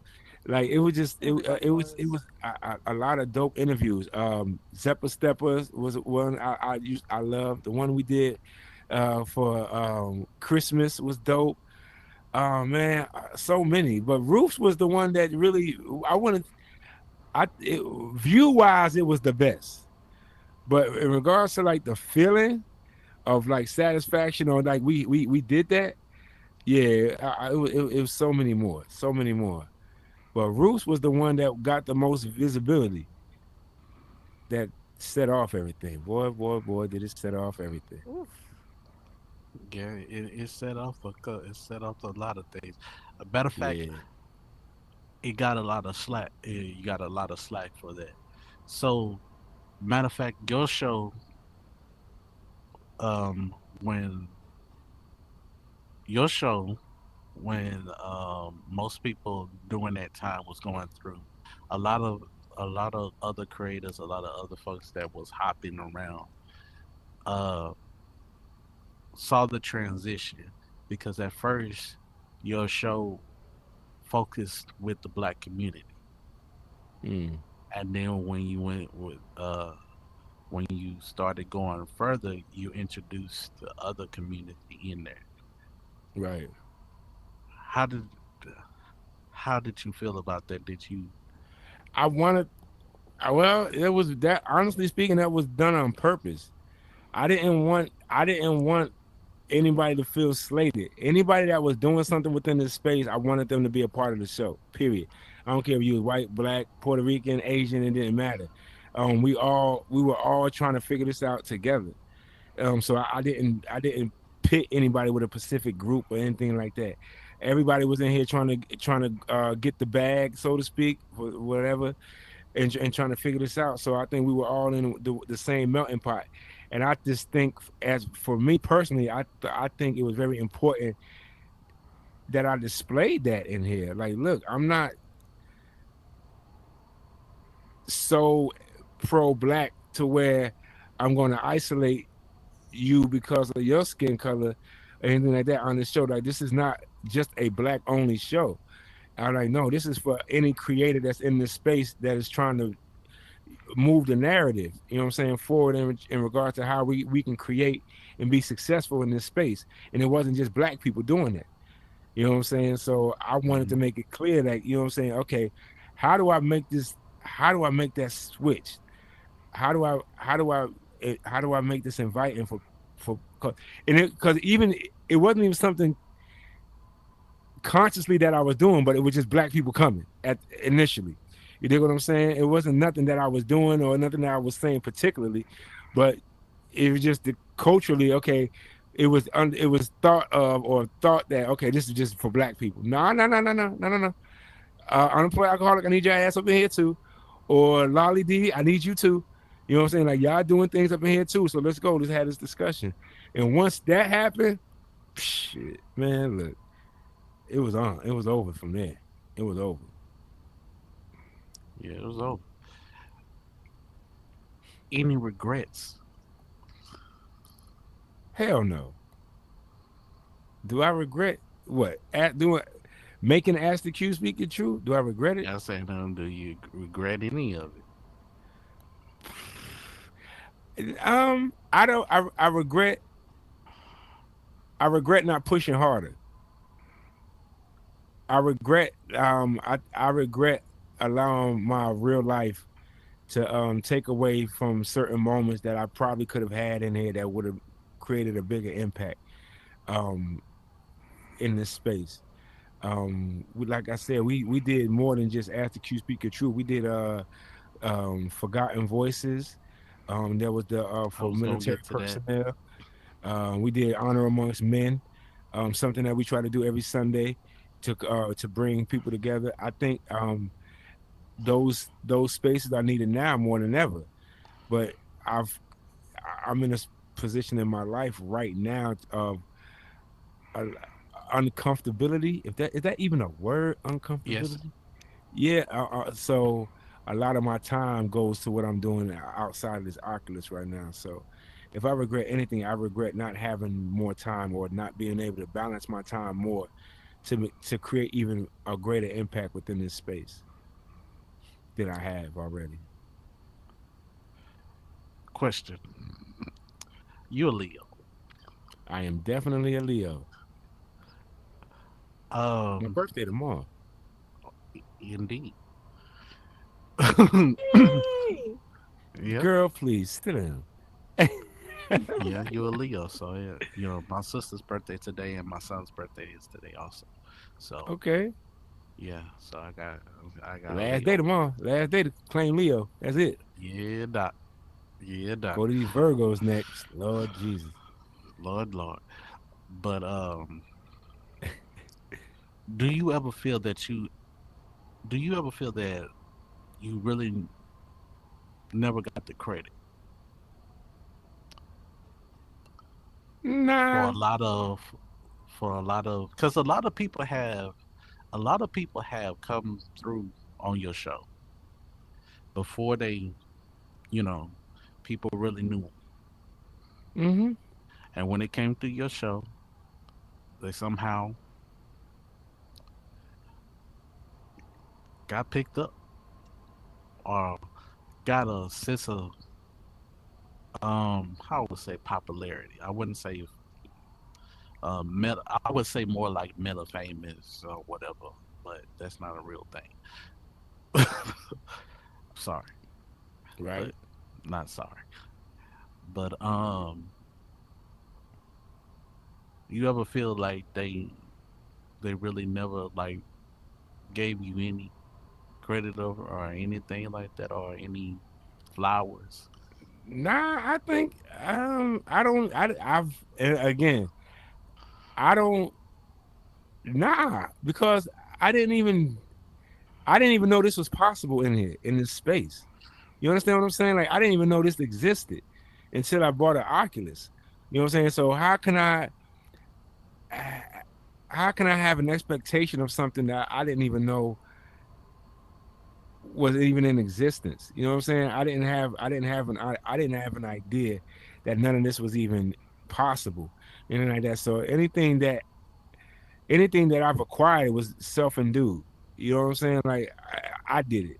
You know what I'm saying? We did this. You know what I'm saying? Like so no, I regret not doing more to figure out how to get a bag out of this motherfucker. I'll tell you that for the show. I'll be honest with you on that. I feel I could have done more to figure out, hey, if this is something that Meta could latch on to, you know what I'm saying, and it could be profitable for myself and Meta. You know what I'm saying? Being that I think we touched in a variety of people within this space, not just one particular culture. So I think from a community standpoint, I think it stood the test of time. So I mean, from that aspect, I feel that I wish I did more. Like I don't regret anything. I don't think anybody owes me anything. I think I should have did more to raise the awareness of how popular this particular show was, to where Meta is like, yo, maybe this is something we should be looking at outside of what they were looking at. But then again, I don't know the ins and outs of that. I just wish that there was a situation that could have been created to where we really monopolized on this particular show, because I think it did a lot for a lot of people within this space, and Okay, a lot of people loved it. you know, a lot of people do love Yeah. it. I ain't gonna lie about that. So now we gotta get to Lux Visions, cause what made you say yes? God dog Not it. the dog. Right. What made you say yes to come to Lux Vision? What made me say yes? Man, we was what club we was in? We was in Unique. We was not in nobody club. Yes, we were. yes we What? was. See there. Dog. Really? We No, sure was. I told you. I called It you. wasn't you. You wasn't there. Me and Oh, he he. was in. Unique. CJ was in the club. Unique Oh, had okay. did his Oh, first Yeah, trimester unique. spiel. Unique had did his first trimester spiel. Um, it was yeah, his first trimester spiel. It was that Yeah, little club that we was was in a like that unique little spot. cut. Yeah, What it made was like me um I- it's just something that happened. Honestly, it happened real organic. Really. It just right place, right time, bam. Um we MF Son and I parted ways, and still love doing the show and things like that. And I didn't want to miss a beat. And I knew you guys were in the process of wanting to create um a platform where it's like uh, an assortment of TV shows, like a TV station. Yeah. You know what I'm saying? Like you guys are in the process of doing that, and I was like, well, I would love to help and usher that along. You know what I'm saying? At the time, this show was still one of the most popping shows It happening. still is. You know what I'm Still saying? is. So I was like, yo, if I can utilize this show, you know what I'm saying, to get more people to, you know what I'm saying, to help assist with with that vision, let's get it. Let's make it happen. And I mean, I remember MF Sun spoke about it, and it was only so far he got. And I'm watching what you guys were doing. Like, well, y'all damn near there. Well, let's go. Let's make it happen. And it's just a why not thing for me personally. Like, why wouldn't I? You know what I'm saying? Black owned, things like that, and like I'm all about that. And then you guys have never given me reason to not trust you guys or to feel that you guys would slight me in any way, shape, or form in regards to what I was doing. So now we always had a good rapport with each other. So I mean, why not? Indeed. So Yeah. you have 92 episodes with us. Out of the Mm. 92 episodes, what's your favorites?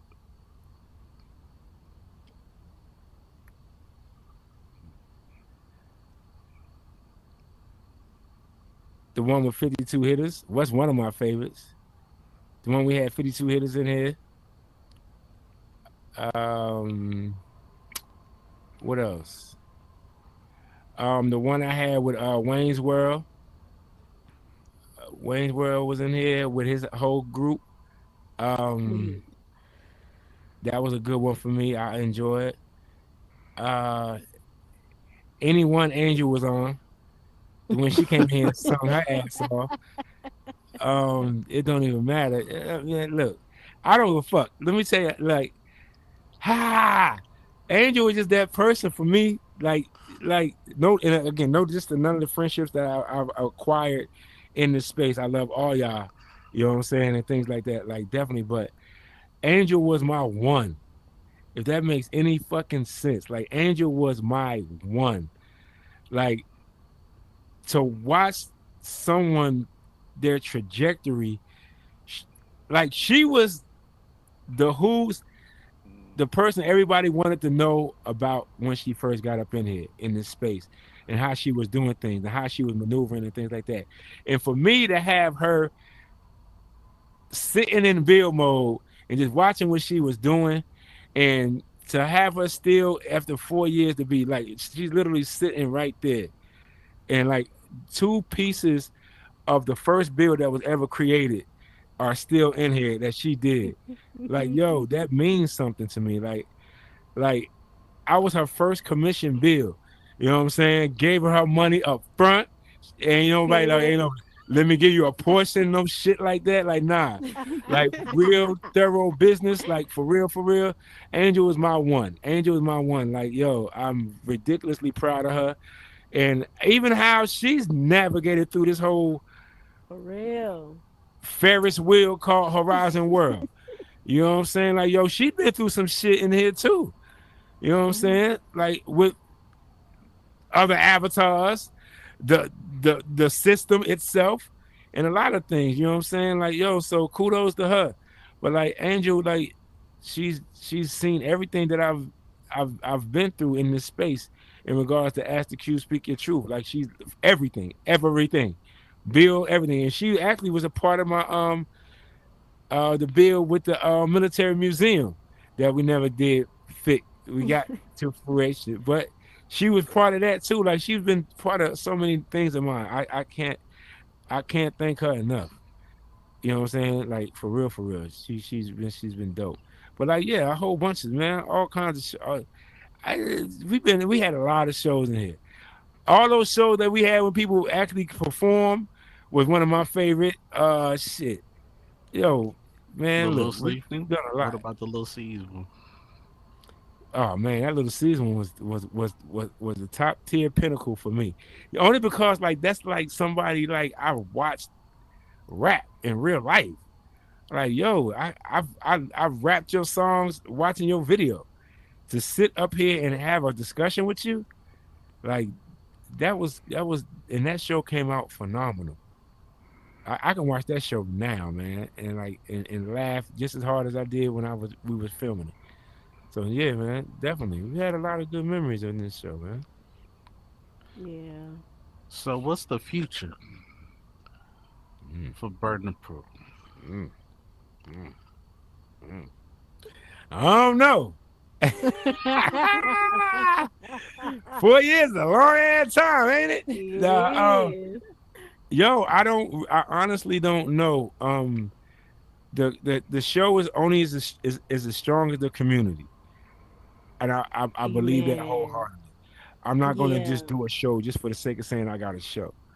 You know what I'm Yeah. saying? Once it comes to that point, it's time for me to like chill for a little bit and things like that. And it's not as easy to gravitate to people to interview because now they've made it so easy for everybody to do what everybody can do. You know what I'm saying? So there's no genuineness to what's happening no more. It's like just another carbon copy. You know what I'm Yeah. saying? When I was interviewing that, yo, Angel was doing her thing. Price was doing his thing. You know what I'm saying? Sade was doing her thing. Shay Arts was doing her thing. You know what I'm saying? Everybody had a particular lane that made them stand out. But the more you see it, it just seems like from a Horizon or a Meta standpoint, they just want to mesh everybody together so everything's gonna be the same. And that's not good business. That well for a talk show standpoint, that ain't really good business. You know what I'm saying? Everybody's doing the same thing. So when certain things stand out, I would definitely be here to have a show. If there's something worthwhile and people want to know about, I would definitely be here to have a show.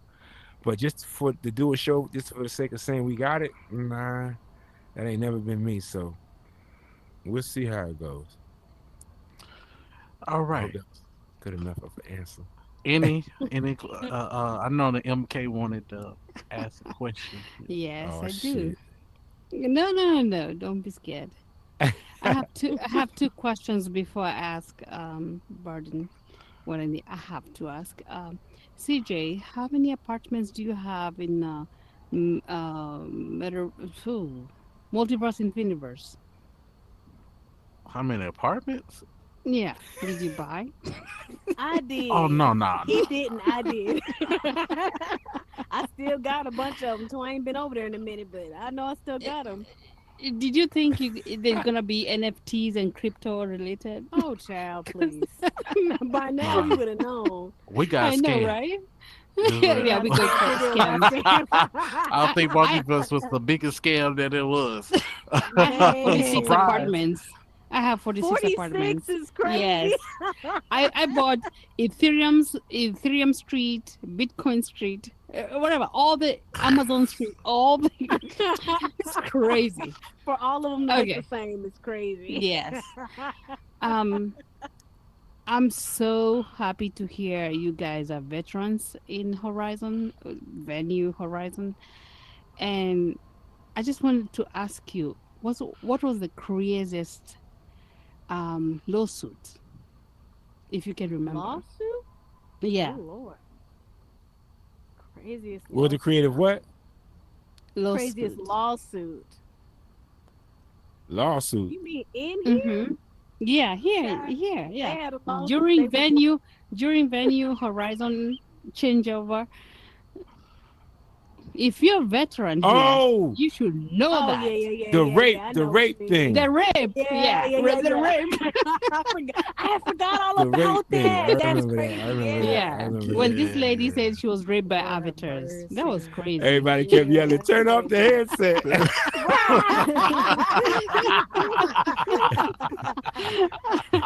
and that's where the boundary started. That's why we started having boundaries. Oh, that boundaries, the boundaries are Yeah. terrible. Yeah, we couldn't Let hug. We people. couldn't hug. We couldn't hug. We couldn't hug nobody. Nothing. We Nothing. couldn't halfway Nah. dap. They took the dap away. They, Oh my God. oh Lord, they Yes, said that social was crazy. distancing And for she real. won the case. She actually won the case. She won the Did case. she? She's That's crazy. what happens when you sue and there's no regulations. Wow. That's what happens. Exactly. Yep. Mhm. So, Burden, that was just Yes. the appetizer.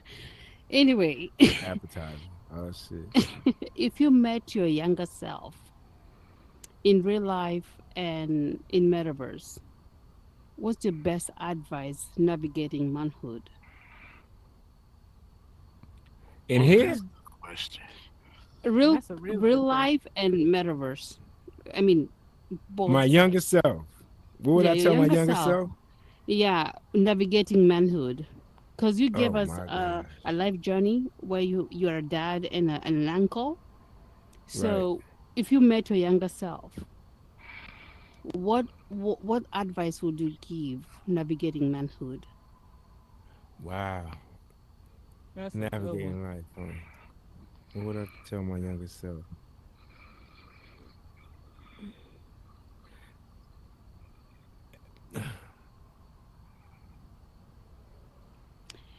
I can say in terms of being a male, boy child issue, Right. Right. um, self I would esteem. I would say personally, I would say to my younger self that everything that you thinking is true. um it is that hard. It is that hard. It is going to be that hard. You are going to have a lot of moments by yourself. It's not going to be easy. Um, doing something that no one else believes in but you. Um, disregard what anybody else says. Do what your right mind tells you to do, and and and push. Honestly, push, because it is that hard. It is that hard. What you was thinking from the time you can figure things out on your own to the time you was 17 or 18, yeah, it's that hard. And it doesn't change. Not it change it doesn't change the older you get. It actually gets harder. Is it So, okay for men to cry? oh, I think it's almost needed. I think it's needed. It's needed to cry. Um, it's a natural impulse. Um, God gave you that in order for you to um, cope better with certain situations. Um, yeah, so it's definitely okay for men to cry. I've been crying. I told y'all my mom was put me out on the tar roof, so I know I'm crying. So it better be okay, as much as I cried. So definitely, crying, yes, definitely cry as much as you can. Hmm. Oh, Hmm. thank you so much. And CJ, you need a talk show. You're good. You're great. Yes, You're TJ, you great. need a talk show. Don't gas that man up. Oh Do not no, gas don't that Right. gas man me up. up. Don't Don't gas me gas up. him up, Don't please. gas me up. Angel, welcome. What? Well, I So know you want to. MK has a deep question. I wasn't gonna hit you with that. So I'm make it real light. So I don't know if you recall that night I saw you in a club and Oh you was shit. behind this woman and you was going, you was hitting this dance moves right here. I just want to know what was going through your mind when you're grinding on that young lady. I was hoping to God she felt everything I was Oh my feeling. God. Oh my God. Meta Oh my boob. God. I hope he answered that. Now I'm being messy. Now for Uh, real. Yo, what I was like, incident is say, she what he talking say? about? What we yo, talking about? Yeah. Why don't you yo. just explain that night to You us? you had to be there. You had to be there. You trying to get mad grinding on people. Mad grinding on No, people. no, no, no, not You had that to we be had there. to Yo, be I'm there. trying to tell y'all, it was lit in here, man. I was running home to get on this headset just so I can party with y'all, bruh. For Like it was real. like that in A here. time, a It was time. like that. I was fuck work. My Oculus needs me. It's green, so that means it's fully charged. Yo, we out. I'm I'm We I'm out here. here. I'm Yeah. here, man. And yo, I'm Yeah. telling you, at the time I was smoking weed like crazy. So I was smoking weed through my headset, and then the weed get through that little nose part, and then in your eyes and shit, man. Your eyes burning. Yo, you in there lit. Lit. That about to burn your whole house down because you can't find your ashtray. Bro, look at man. It was some good ass time. I burnt through a whole Oculus. I promise you I did. I burnt through a whole Oculus. Mm. Had a whole burn mark on my shit. Oh Lord. I'm telling you. Great times Hey, in here, Hill, man. how, Great how, times in how here. sweetheart? How sweetheart? What you Don't be got? What sitting up, Miss talking to me while I'm M5? up here. Listen. Me stretch because I was sitting here for a minute, my back. So no, for real. Okay, for real. I'm not gonna hold you. I'm not gonna hold you. I gotta be serious. Okay. So I don't know about you, but Lord. somebody needs to be held accountable for murdering the culture. Okay. Because a time was definitely had. Okay. Was being had, definitely had fire time. Okay. Period. Period. It was great. It was great. But I want to applaud you for your consistency. I want to give you your bushes and your bouquets and all that, which I already always give you anyway.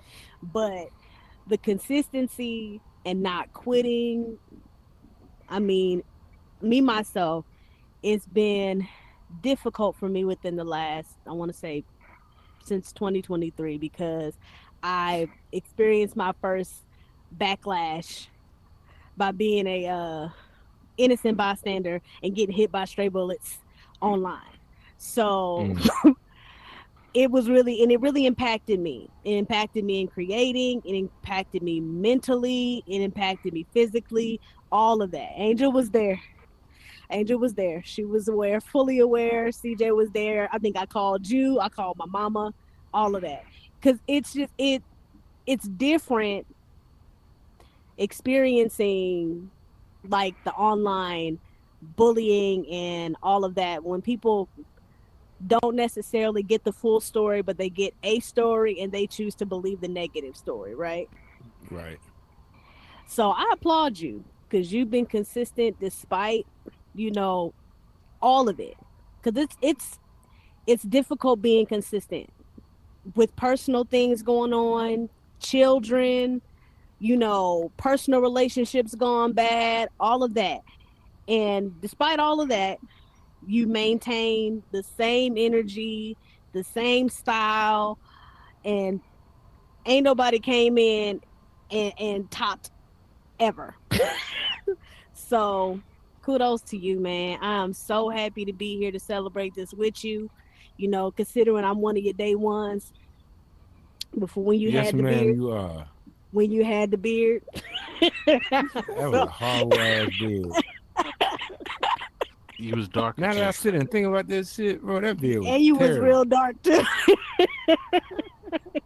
For I used to real, for love real. that jacket though. That jacket was Boy, that smashed, bro. That jacket was jacket. fierce. I couldn't tell me shit. I couldn't tell you nothing.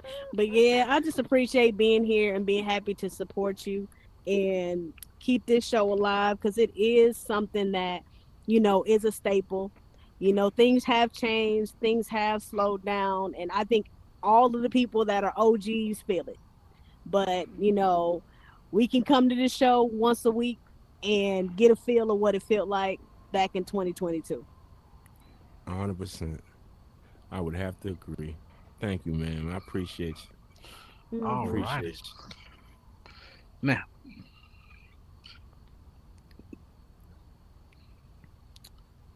no, she asked that already because you asked what advice, and I asked you, where you was Mm. gonna go. Mm-hmm.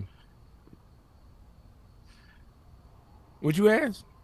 No, no, I asked where you was gonna go, what you see yourself going from here, but on the real, uh, since we didn't did all the extra stuff, how does it feel to know that you had 178 episodes? I ain't gonna hold you. I ain't think we had that many. I ain't gonna hold you. I don't think we had that Okay. many. I ain't think we had that many. That's a lot of motherfucking Wednesdays. Yo, That's a lot of let's back up though, because we actually did more than just Wednesdays, because there was times we did Two shows at for a the time. UK. We did that Mhm. one we did earlier, remember? For Mhm. the hmm UK, we had to do one earlier. We had to do one on Mhm. a different day. We actually did two in 1 week, one time. Yo, Mhm. so yeah, I mean, it feels dope. I just, if you gonna do something, man, be the best at it. Period. That's my take on it. Life. If anything That's your that you're gonna take put on. yourself in and you're gonna be a part of and engage in, man, you might as well swing for the fucking fence. And that's what I Period. did when we did this, man. I didn't want it to be. Because I'm watching all y'all build. I'm watching y'all in build mode and y'all creating all these dope ass creations. I'm like, yo, if my only niche in this space is to create a platform for these phenomenal minds to come in and articulate themselves about what they're doing to create a better in this space, I better know what the fuck I'm doing, or I better be dope. Look what they doing. They at 100% with these bills. Man, I can't be 40% with this show. The fuck? Nah. Nah. I wanted to be just as dope as a representation as you guys were at what you guys were doing with in build mode. That's what I wanted. Period. And that's how I took it. Mhm. That's how I came at this show. That's how I went at it. To make sure that you guys, when you guys left off that platform, you guys felt that you really did. Yeah, yeah, yo, that was that. Yo, Burden's proof. Yo, that show was nice. I ain't never been interviewed like that. Nah, you won't. You know what I'm saying? But that was a thank you to you guys in regards to what you guys were putting into this platform. You know what I'm saying? I'm looking at y'all and Bill. I'm like, oh shit. I gotta make sure this is dope. I gotta make sure this hit. You know what I'm saying? Cause look what they doing. So yeah, it feels dope though. 178 shows, man. That's a lot. That's a lot of shows. Mhm. That's a lot of shows. It is. Alrighty, I know I done took up a lot of your time, and I know you gotta go to bed. So Yeah, cause you already know me. I You already already know know. me. So it has been an honor to actually, host your show. This is dope. Um, He's selfish as hell. Cause let me tell you something. Let me tell you how I thought this was gonna play out. I thought that he was gonna get like all the other dudes that do shows on his network and have them have a segment of the show to ask Oh no. questions. That's what I thought he was gonna do. No, Nah, that. Mr. Selfish said he gonna take the whole fucking spot for himself. He ain't letting mhm. nobody do shit but him. It's cool though. It's cool though. I He got respect nothing it. but bragging my rights for my the rest my of his point was life. this. This is my point. I This is my respect point. it. The thing is, when I thought about it and I went through the shows, I said, okay, those 91 shows, I have been behind the camera. I have to Very true. watch you ask all the questions. You have the style of what you give. It takes Mhm. practice to be able to talk in front of people, to be able to ask the right question, to get to a point to bring out someone's story, to make them comfortable, to be able to talk to you, to get them to tell about their real life selves, to unmask their self. Mhm. Yeah. Because a place like this is needed because it's a place where creators can unmask themselves. Mm. Um, a lot of things that has happened within Horizon, the time has changed. Um, history changes. A lot of people got to realize that history changes. Times change. There's a time and a season. But there are people that are supposed to be pillars within our tree that's planted, that's have their seasons, and they go along with the seasons. I believe without a shadow of a doubt that as accused to speak the truth, even when at times that I doubt it, because I disagreed with some of the stuff that happened. I disagreed when you had Ministry Journal come on. Um, That's one of my favorite shows. Well, go ahead. Yeah, I understand. I disagreed with Ministry Journal because one, I felt that that was going to um, bring things to the community. But I had no choice but to respect you. And the reason why I respect you is because you who you say you are. Talk about it. It's a difference between being an actual community leader and not being one. A lot of Mm-hmm. people that have decided to make this the communities have never been in a community before, and they Talk about choose that, to Trey. lead communities that they don't understand. And that's why a lot of them, whenever problems arise, they're not able to handle. Have problem So solving. Yeah. you're I being get it. able to handle our craziness because even with Ministry Journal, that's how I knew that you was different. Ministry Journal, you made sure that they was able to get their side of the story. With Ruth, you did the same thing. You made sure that the people that was coming, that was going to ask the question, that they respected, even though they Mm-hmm. might not agree Mm-hmm. with what was said, or it was Mm-hmm. manipulation upon a part. You made sure that those people were able to articulate what was needed, what Mm-hmm. was said, and it caused people to have conversations within Horizon. Mm-hmm. Also, because you was inclusive, Talk about that's what that. made it different because you opened the door for other creators to make this a place. So regardless, you rooted a tree without having to root a tree. But you're a community leader and you're actually a community leader. That's crazy, right? And that's the type of people we need Yes. within this place. Because to be honest with you, the way that the system is fixed, I don't agree with the system.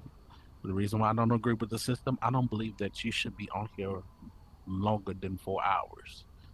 Sorry, Mm-hmm. you have real life. I think a lot of us have imposter syndrome. Syndrome.